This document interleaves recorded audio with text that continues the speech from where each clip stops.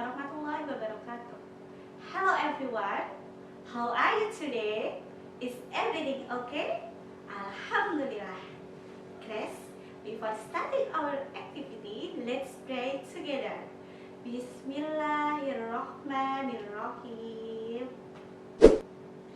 In previous learning, we have learned about generative reproduction of plants.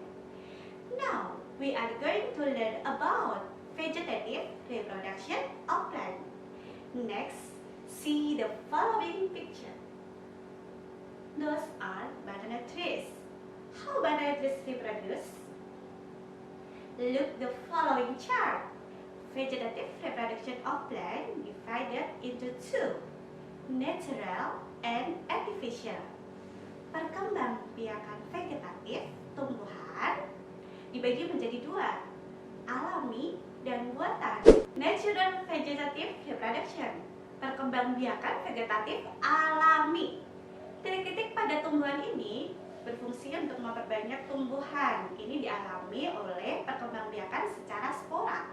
Fungsi spora mirip seperti biji.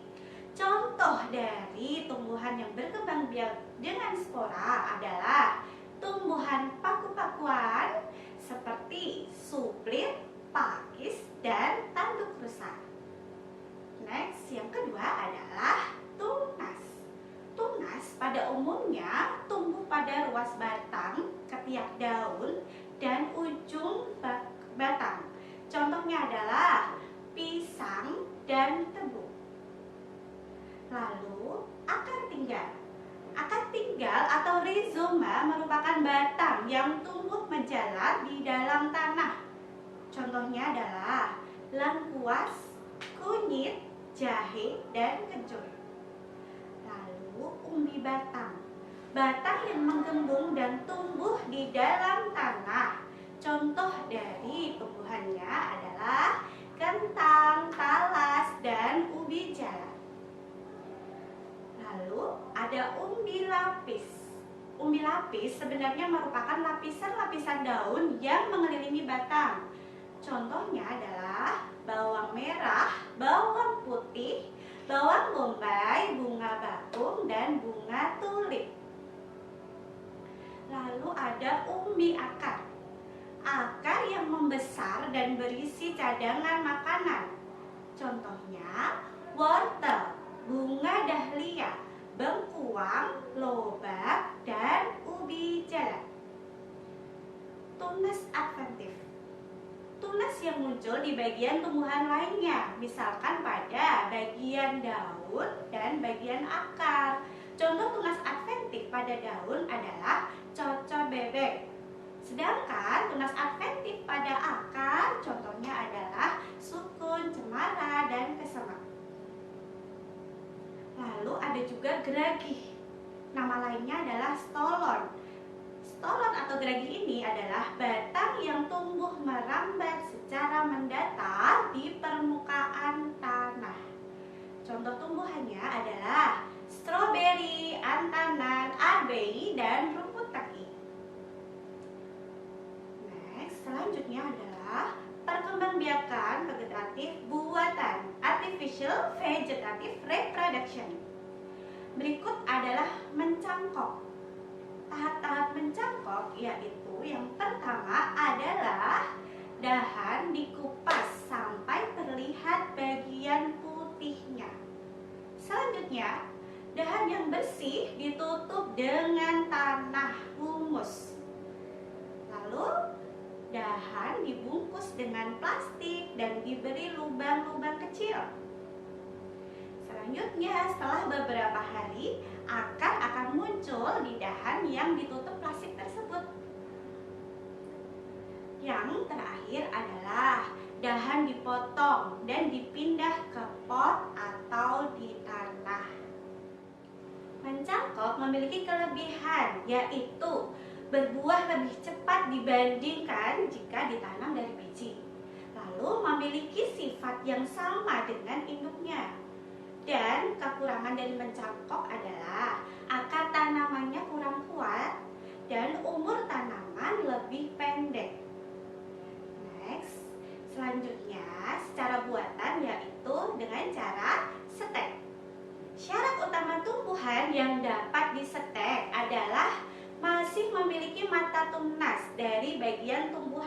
seperti gambar berikut. Tahap-tahap stek yang pertama adalah dahan dipotong dan dipindahkan ke pot atau di tanah. Lalu yang kedua, tanam hasil potongan tersebut di tanah yang subur. Yang ketiga, akar akan muncul dari batang dan tumbuh menjadi tumbuhan baru. Yang ketiga, secara buatan yaitu menyambung. Tujuannya adalah menggabungkan sifat-sifat unggul dari dua tanaman sehingga diperoleh tanaman yang memiliki sifat-sifat unggul. Tahap-tahapannya yaitu, lihat gambar ya. Yang pertama, sambungkan kedua batang tanaman lalu ikatlah dengan plastik. Yang kedua adalah potonglah batang tanaman berbentuk huruf V untuk batang bawah. Potonglah batang tanaman berbentuk huruf V terbalik untuk batang atas. Dan selanjutnya adalah yang keempat, okulasi. Tujuannya adalah memperoleh tanaman yang memiliki sifat unggul, gabungan dari dua sifat tanaman yang baik. Caranya adalah, lihat gambar berikut. Yang pertama, iris kulit batang induk. Yang kedua, iris kulit tanaman yang memiliki tunas selebar irisan yang pertama, lalu tempelkan pada tanaman induk. Selanjutnya adalah ikatlah bagian atas dan bawah tunas dengan plastik. Tunas yang ditempel akan tumbuh. Selanjutnya adalah yang kelima, merunduk. Lihat gambar. Di situ ada gambar tanaman stroberi contohnya.